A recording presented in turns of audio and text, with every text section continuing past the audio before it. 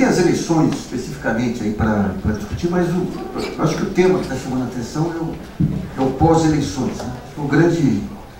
A grande incógnita que tem. O Brasil ele já passou por fases aí de amadurecimento político desde o fim da ditadura. Nós tivemos uma fase de sociedade civil sem sociedade civil, onde o poder votou os civis. Depois tivemos uma fase em que o partido PSDB se lança e tendo o PT como alternativa, depois o PT se lança tendo o PSDB como alternativa, e agora a gente chega a um momento muito rico, segundo os otimistas, e muito perigoso, segundo os pessimistas, em que você tem, de um lado, aí vai ter que necessariamente ter uma redefinição partidária um pouco mais adiante. Nós temos aí, digamos, o partido que até agora era alternativa ao PT, o PSDB, com inúmeras dificuldades de afirmação de lideranças nacionais, né? Temos um PT que gradativamente vai subindo cada vez mais. Você tem aí percebe uma sintonia aí entre o próprio governo e o PT tradicional, o PT indo mais para o centro. Tem o aparecimento de uma outra força, que é o PSB do Eduardo Campos, que passa a crescer e aspirar a criar aí a médio prazo aí uma oposição, digamos, mais civilizada. E temos esse caso do Supremo Tribunal Federal e da mídia, que traz um componente novo também na discussão. Quer dizer, todo esse processo se dá no momento em que, digamos, num período em que você tem a implosão daquele velho modelo midiático, né? Você tinha um período eleitoral e tinha um período não eleitoral. No período não eleitoral, você tinha, historicamente, aí, em todos os países, digamos, a chamada grande mídia fazendo essa mediação, né, entre interesses de grupos mais influentes, política econômica, e também isso aí foi para o espaço. Então, é um momento de grandes indagações também, e justamente pelo conjunto de indagações, de alternativas, é um momento que exige muita reflexão para se tentar entender os próximos passos aí dessa disputa política. Nós tivemos nos últimos anos, de 2005 para cá, digamos, um tipo de radicalização política que eu não vi, acho que desde o tempo acho que na campanha do impeachment, essa radicalização, porque na campanha do impeachment, no certo momento, era todo mundo contra o Collor e os alagoanos. Nós tivemos um período de radicalização do governo Fernando Henrique Cardoso, no segundo governo Fernando Henrique Cardoso, quando veio a crise da máxima desvalorização, e a mídia também descontrolou naquele período lá, tentou derrubar de todo modo, mas sem um centésimo, digamos, da virulência que tomou conta de 2005 para cá, 2006 para cá. Essa virulência não vai terminar, isso aí não vai terminar. Essa capa da Veja é sintomático. Hoje nós temos aí uma aliança clara aí entre o Supremo, independentemente do que tem que ser punido ou não no mensalão, mas você vê o Supremo com um ativismo político que você não via em outros momentos, né?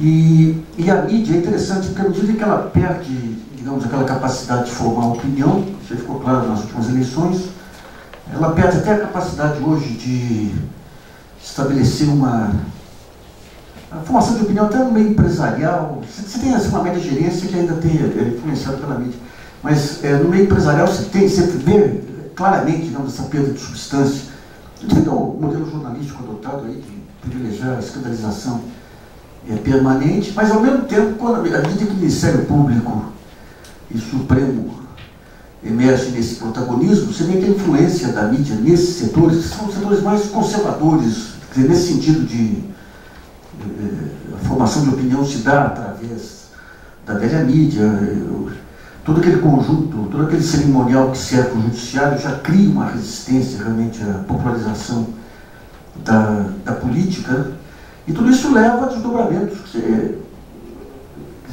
O que nós vamos querer agora é que os nossos cientistas sociais e politicólogos aqui tentem avançar um pouquinho para tentar entender, tentar nos trazer luzes aí, com toda a dificuldade que o momento impõe, sobre o que poderá ser esse país aí nos próximos anos, com essa confluência de fatores. Eu tenho a impressão que já teve o advento da televisão aí, que trouxe consequências para a política, o advento do rádio lá nos anos 20, que foi importante para romper aquele monopólio da opinião pela um país semi-alfabetizado, mas tinha uma imprensa em São Paulo, Rio, que controlava a opinião em todos os níveis, né?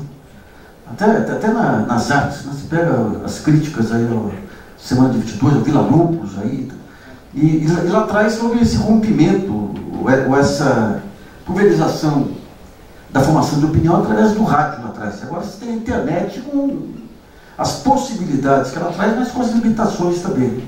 Então é um pano de fundo muito interessante também para ver para onde caminha o país, né? Quando você olha o jogo político, parece que está vindo tudo para a centro-esquerda. Eduardo Braga, Eduardo Campos, eu ia falar Eduardo Arraes, o Eduardo Campos, quase isso, né? Quando começou aquele boato maldoso aí, que ele era filho do Chico Buarque, eu falei, nossa, se confirmar isso aí, está eleito presidente, né? Mas então é um conjunto de ferramentas muito interessantes e você tem uma reorganização que vai se dar através da internet de grupos de influência muito interessantes suprapartidários. O Bloco, de vez em quando, a gente abre umas discussões sobre gestão, sobre inovação. Você vê a polarização de opiniões em vários campos, que os partidos políticos não conseguem mais abarcar todo esse conjunto de opiniões, né? Nesse sentido, a internet, o Twitter, ele dá uma sensação de grupo assim, homogêneo, que não existe, né? Você é homogêneo só para bater no outro. Não é pra... A hora que você começa a explicitar efetivamente o conjunto de opiniões, é uma diversidade monumental, né? É monumental. Eu diria que a única coisa que junta a esquerda hoje é a Veja. A Veja é um grande fator de motivação aí, né, digamos. Mas quando você olha todo... Porque de um lado você tem um florescimento da sociedade civil, agora que está ocorrendo efetivamente, né? Começa nos anos 90, você tem as primeiras ONGs aí surgindo, depois de um tempo para cá, as conferências nacionais, que uma coisa fantástica, né? Você começa a ter efetivamente sociedade civil agora, e cada qual com o seu conjunto de opiniões, né? Você pega um partido político, vai discutir aborto, vai discutir transgênico, vai discutir direito à morte, é um conjunto de opiniões. E você tem grupos que se juntam em torno daquela bandeira, e a bandeira é essa, e o restante... A gente vê no próprio Ministério Público, por exemplo, o pessoal de direitos humanos ou de outras áreas, quando olha para o Supremo, eles estão olhando lá o ministro que vai facilitar, que está alinhado com as suas teses específicas. Então, é uma pulverização muito interessante, né?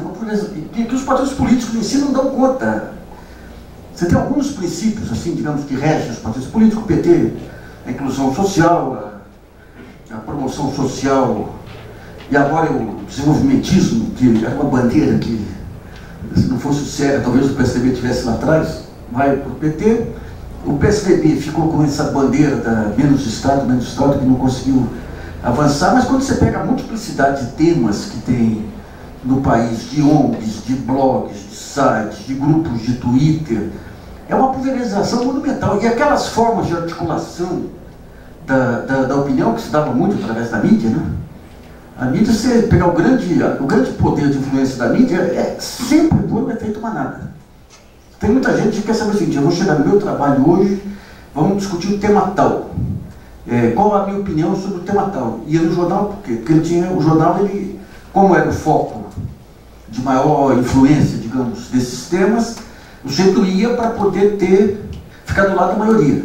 Então, o leitor médio do jornal é isso aí, né? Eu vou para o meu trabalho, eu sou o gerente lá, eu estou no tal escalão, eu tenho que ter uma opinião sobre tal tema que seja de acordo com a maioria. Porque sempre que você está de acordo com a maioria, você não precisa nem explicitar muito o que você pensa, né? Aliás, no próprio jornalismo, quando você pega os grandes linchamentos que ocorreram aí historicamente nos anos 90, não tem função disso, né? Se você chegasse lá com uma opinião, eu acho que tal tema está errado, tal opinião da mídia está errada, você tinha que explicar. E se você tivesse errado ao lado da maioria, isso vale para os economistas também, pelos sucessivos erros de cenário, né? E vale para essa opinião pública midiática, digamos, né? Aquela opinião pública que pegava o jornal para saber qual vai ser a minha opinião hoje. Então eu vou ter no jornal. Esse efeito manada é fantástico, né? Porque o próprio poder que teve o mercado financeiro ao longo das últimas décadas aí era pelo efeito manada. Você tinha 2, 3, meia dúzia de consultorias que passavam uma expectativa de inflação para a história econômica do jornal, publicava, dava no Jornal Nacional, no dia seguinte estava o mercado inteiro indo pelo efeito manada. Isso aí foi uma das grandes forças da mídia ao longo da história da chamada mídia de massa, né, mídia de mercado, e que agora também se esborou com a blogosfera, com a internet e com outros agentes que vão surgir por aí, né? A única coisa que pode dizer é o seguinte: o pessoal que fez ciências sociais lá nos anos 60 e 70 está morrendo de inveja e não está começando agora a estudar ciências sociais, porque agora que está o jogo ficando fantástico, uma complexidade monumental. E isso dá um nó em todo mundo, dá um nó na cabeça do economista que aprendeu a pensar daquele jeitinho estanque, dá um nó na cabeça do cientista político que aprendeu com aquelas divisões lá atrás, né? E abre um espaço danado para se repensar o país aí, para tentar levantar ideias novas, aí, conceitos novos aí que vão vigorar daqui para diante. O país está prontinho aí para o Sérgio Buarque de Holanda, para um Gilberto Freire. Enquanto isso a gente fica com o Maior e com aquele de São Carlos, como chama? Com o Vila também. Mas estou brincando, a gente tem... Hoje é um exemplo aqui, pensadores que estão pensando no Brasil de forma séria mesmo, e que a gente vai conseguir escapar dessa ditadura midiática aí, de levantar alguns mitos aí que são mitos de papel, né? Bom, eu queria chamar para a primeira rodada aqui, que é a implosão desse modelo político midiático do ambiente político nacional, e também as eleições, as consequências dessas eleições. O Fernando Abruzzo, que é doutor em Ciências Políticas e professor da FGV, e o Wagner Pralon Mancuso, que é professor da Escola de Artes, Ciências e Humanidades da USP.